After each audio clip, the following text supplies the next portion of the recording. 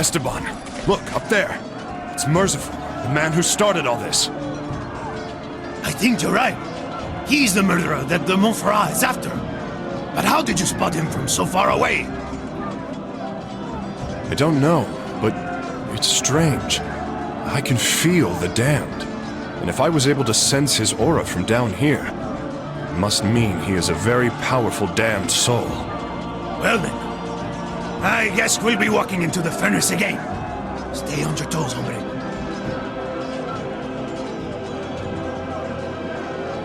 Look at them, running around like fools. If they only knew that Merciful is waiting up there in his garden, just a stone's throw away. Come on, Dens! All the more glory for us when we capture him! The devious Esteban would fight for righteous glory? Are you now a lawless man of principles and honor? Glory, honor, all of that. It's a bit abstract to me. All I know is that when glory shows up, gold usually follows. Ha ha ha!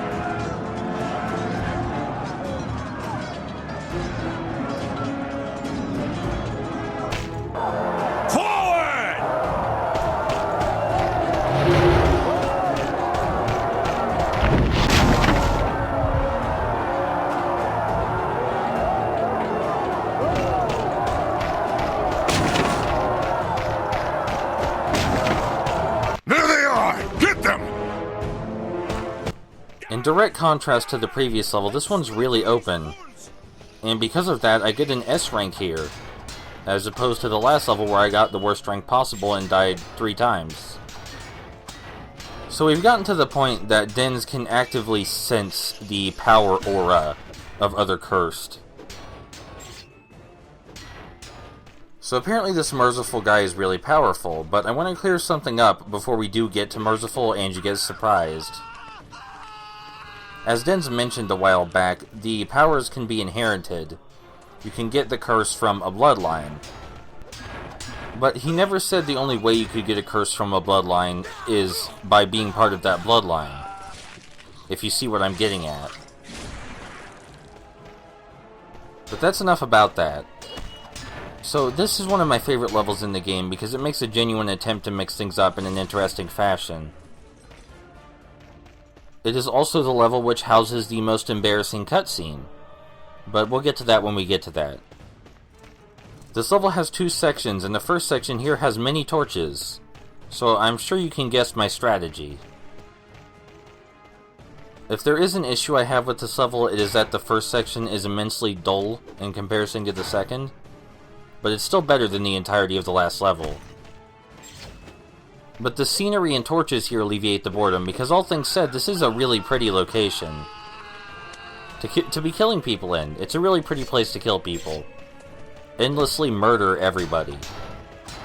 But since I'm just going to be doing this for the next few minutes, I'm going to skip to when we get to the second section, or at least when we're next to it. So much for that weapon.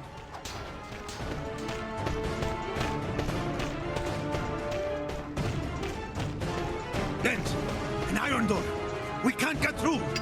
Your perception honors you, my friend. There are worse things coming from behind you. All right, step aside. This is a job for Esteban, the most accurate bowman in Europe. We're not quite to the second section yet, but new enemies appeared and they were important enough to warrant a cutscene, so I might as well show them. Quite a few of these enemies have bows on their backs, which means if we were far away from them, or just right next to them apparently, they would start shooting at us. As is being evidenced by that fellow over on the right. As far as this game goes, there's really no such thing as enemy types, but giving enemies a crossbow... Oh god, I'm stuck. Yeah, this can happen, oh thank god. As far as this game goes, there's no enemy types really, but giving an enemy a crossbow is the closest thing you can get to making a new one. But apparently they're really crappy at aiming, because my armor hasn't fallen off yet, and it should have by now. We also have a bow ourselves, not a crossbow, but a bow, which does the same thing, its aiming is just more accurate. And you can see the amazing AI here, while I shoot this man in the back of the head, and he doesn't seem to care very much. But yes, that little cutscene was pretty much just to introduce those new enemies, which is better than introducing them silently, I think, considering how much of this game relies on dialogue. Help me lift that iron door, will you, Esteban? Unless you're busy at the moment, can you help me out, Esteban? Coming! Unless you're busy at the moment, can you help me out, Esteban? Be with you in a moment! Okay, I don't want to know what Esteban's doing down here, but we really need to move on. Yeah, stop goofing around, man.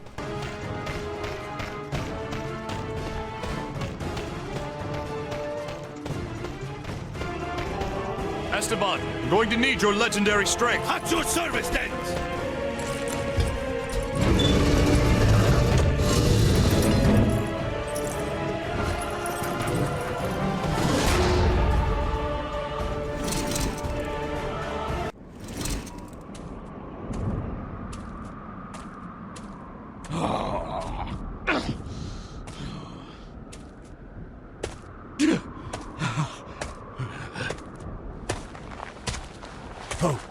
How did you kill the most elite soldiers of our god? Tell us which way Merciful went, and your life will be spared, friend. I swear it.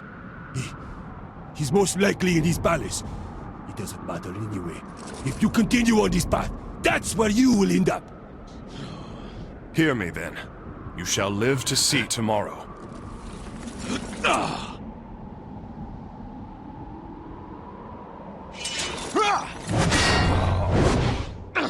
I thought my offer was fair, but you don't seem to value your life. This is madness! No.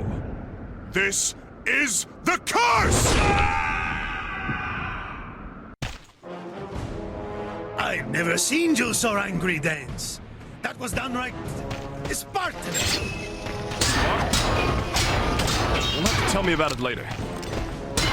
So you know sometimes when you're given a lot of creative freedom, and you're really excited to make this big thing, and it's going to be so good, you're sure it's going to be the best thing ever, and you get a little bit too excited, and you start randomly inserting references from your favorite movies? I'm pretty positive that's exactly what happened here. So much for that weapon. Everything about this game seems to be done in earnest. It seems like a game made by people who really wanted to make it, and were having a great time. You might notice I'm actively attacking with a broken weapon, and that's because weapons break a lot this late in the game. The enemies have so much armor now, and your weapons break so quickly. It's kind of nuts. So sometimes you want to actually attack people with a broken weapon, as I did there, just to conserve your other weapon until you need it the most. Unfortunately for this game, as far as I know, you cannot kick people into these flaming pits. I have tried many times. We're still going to do things with them, though, don't worry. There are enemies actively sniping at us right now, but they are doing such a poor job. I still have all of my armor, as far as I know. Not a single piece is broken off yet. Weapon just fell to pieces!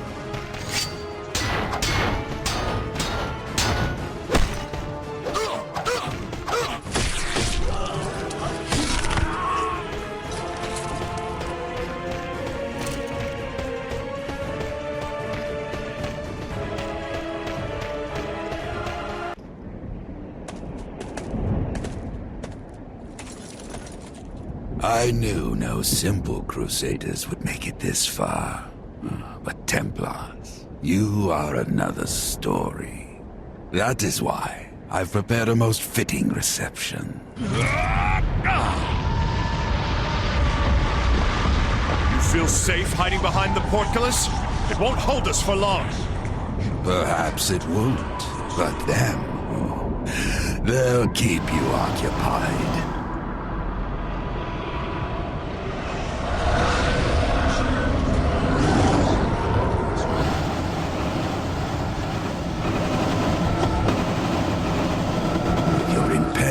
Death. We'll never get the gate open with all these souls after us. Is there no end to those infernal wells? We'll be overwhelmed if we don't watch it. All right. We need to find a way to seal them. Maybe if we can make those domes fall. We have to destroy enough columns for the dome to collapse. So we have this familiar situation with a whole ton of souls pouring out of wells. But this time there seem to be many more of them. Voila! Close like a proper. So they did a decent job of making Merciful look and sound intimidating, but Dens is right, isn't he? He's kind of being a coward right now. You figure with the curse at his side, he would be more actively participating in the fight. And if he's running from us, there must be a reason. He probably doesn't think he can take both of us at the same time. At least his cowardice makes for some of the most interesting level design in the game. We can finally breathe. And immediately after we get rid of the souls and Merciful runs away, more regular enemies appear, which I think kind of kills the pacing a bit. I kind of figure Merciful would have run away when we were fighting the souls, not after. It is pretty funny to see him actually get to run away though, instead of having it happen off screen. I like to use the bows here whenever I can to preserve my weapons. You can even do it at close range if the enemy decides to be stupid enough at the right time.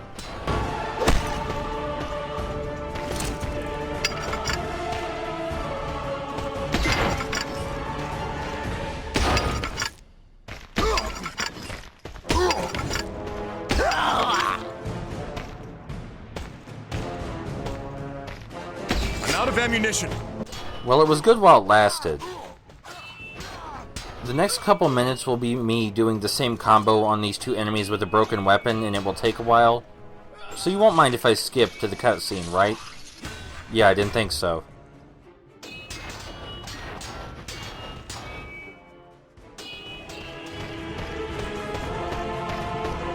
Come on! The portcullis, this way! I can't wait to give that so-called Emperor a proper vaccine. I'll show him what it means to be Imperial. He fled, but not to worry. He won't get far.